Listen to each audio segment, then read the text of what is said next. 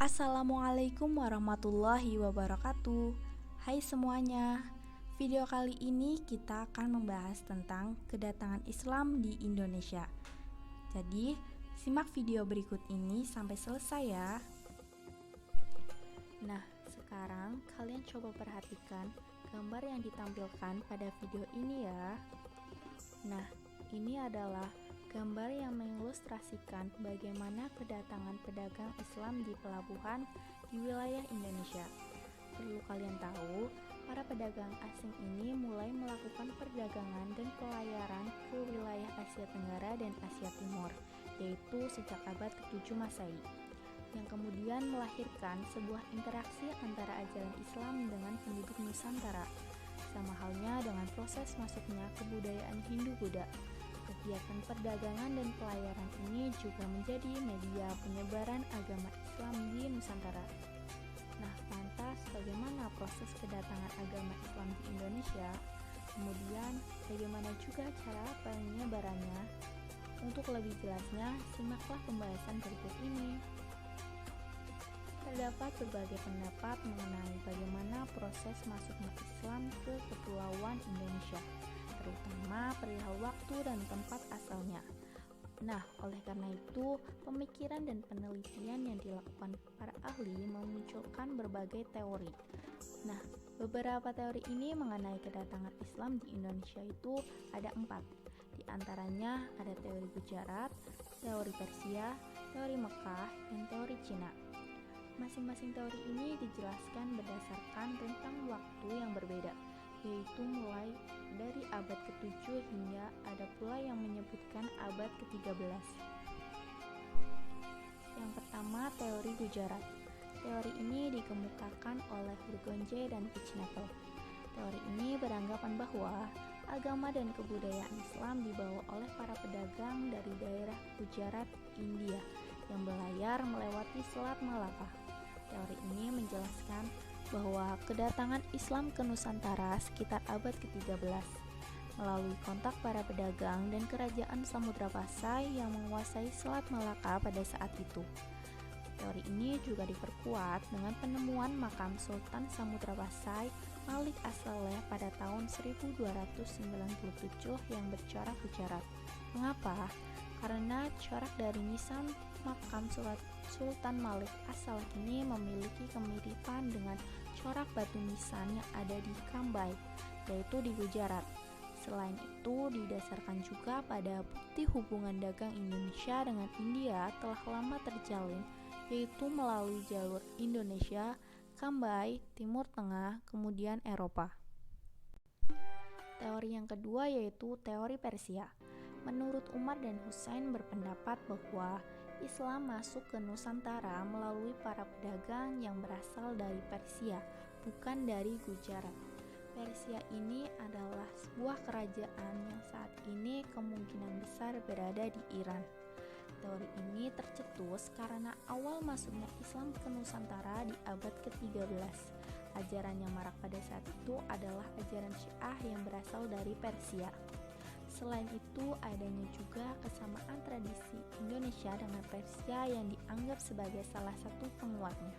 Contohnya adalah peringatan 10 Muharram Islam Persia yang serupa dengan upacara peringatan bernama Tablik atau Tabut di beberapa wilayah Sumatera, khususnya Sumatera Barat dan Jambi.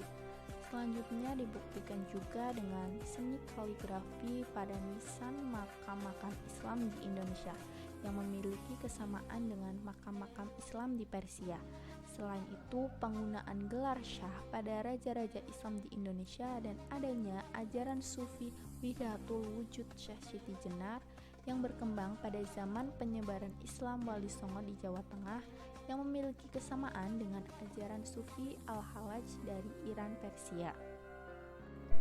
Selanjutnya yang ketiga yaitu teori Mekah. Dalam teori ini dijelaskan bahwa Islam di Nusantara atau di Indonesia ini dibawa langsung oleh para musafir dari Arab yang memiliki semangat untuk menyebarkan Islam ke seluruh dunia pada abad ke-7. Hal ini diperkuatkan dengan adanya sebuah perkampungan Arab di Barus, Sumatera Utara yang dikenal dengan nama Bandar Khalifah. Dan teori ini yang paling banyak mendapat dukungan para tokoh seperti Van Leer, Anthony, Arnold, dan Buya Hamka. Teori ini didasarkan pada bukti di Samudra Pasai. Madhab yang terkenal adalah madhab Syafi'i. Madhab ini juga terkenal di Arab dan Mesir pada saat itu. Kemudian yang terakhir adalah digunakannya gelar Al-Malik pada raja-raja Samudra Pasai seperti budaya Islam di Mesir.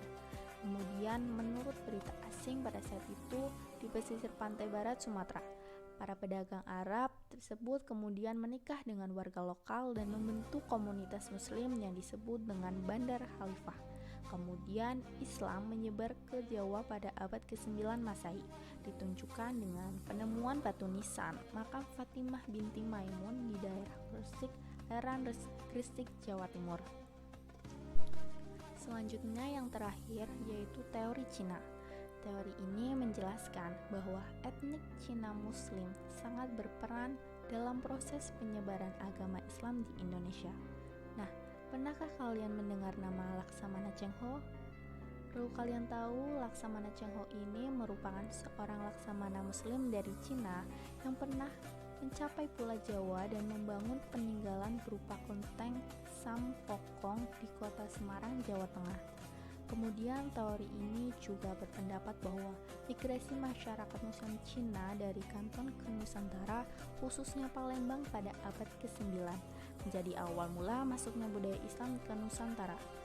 Teori Cina yang dikemukakan oleh Slamet ini menyatakan bahwa Sultan-Sultan di Kerajaan Demak merupakan keturunan Cina. Ia juga menjelaskan bahwa para wali Songo merupakan keturunan Cina. Hal ini dikuatkan dengan adanya bukti bahwa Raden Patah, yaitu Raja Demak, adalah keturunan Cina yang memiliki nama Cina yaitu Cinbun. Fakta ini didasarkan pada keberadaan dari ibu Raden Patah yang berasal dari daerah Campak, Cina bagian selatan. Begitupun dengan penulisan gelar Raja-Raja Demak dengan istilah Cina lainnya. Itulah 4 teori yang menyatakan bahwa bagaimana proses kedatangan Islam di Indonesia. Setiap teori tentunya memiliki kelebihan dan kelemahan. Setiap ahli memiliki bukti sejarah yang menjadi dasar pendapatnya. Meskipun demikian, mereka tidak saling menyudutkan ataupun menyalahkan teori yang dikemukakan ahli lain. Dalam dunia pengetahuan, munculnya berbagai teori ini justru semakin memperkaya hasanah pengetahuan. Oleh karena itu, setiap teori masih terbuka untuk dikaji kembali. Kita akan membahas apa saja media yang digunakan untuk proses penyebaran Islam di Indonesia. Masyarakat pesisir di wilayah Indonesia diperkirakan sebagai masyarakat pertama kali memeluk agama Islam. Mengapa demikian? Karena wilayah pesisir menjadi pintu masuk utama bangsa-bangsa asing yang datang ke Indonesia. Oleh karena itu, masyarakat pesisir menjadi pihak pertama yang menjalin hubungan dengan bangsa-bangsa asing pendatang, termasuk para pedagang Muslim. Apa saja media yang digunakan untuk penyebaran Islam di Indonesia?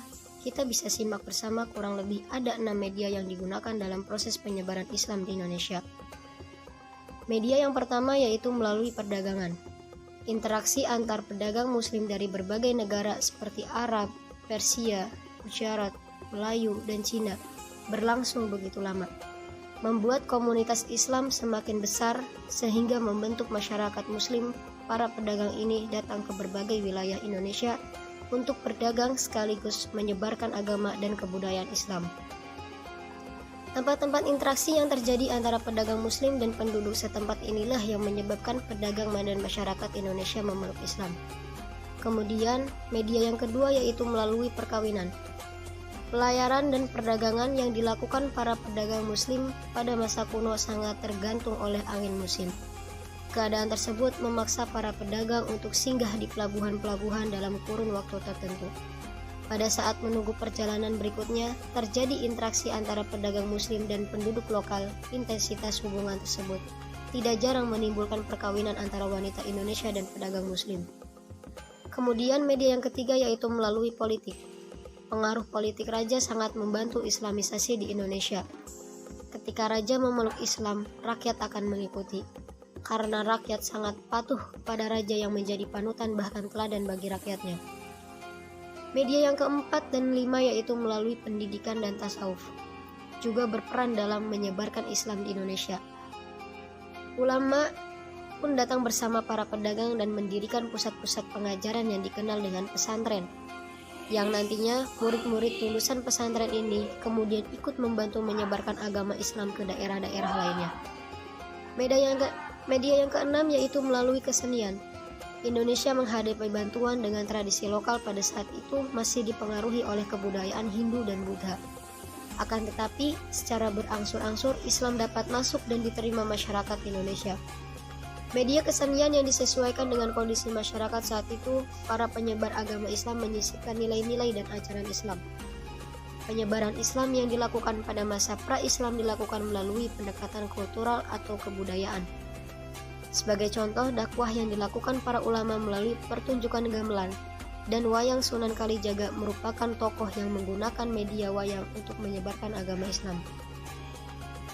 Demikianlah penyampaian materi tentang bagaimana proses kedatangan Islam ke Nusantara dan media apa saja untuk melakukan penyebaran Islam tersebut.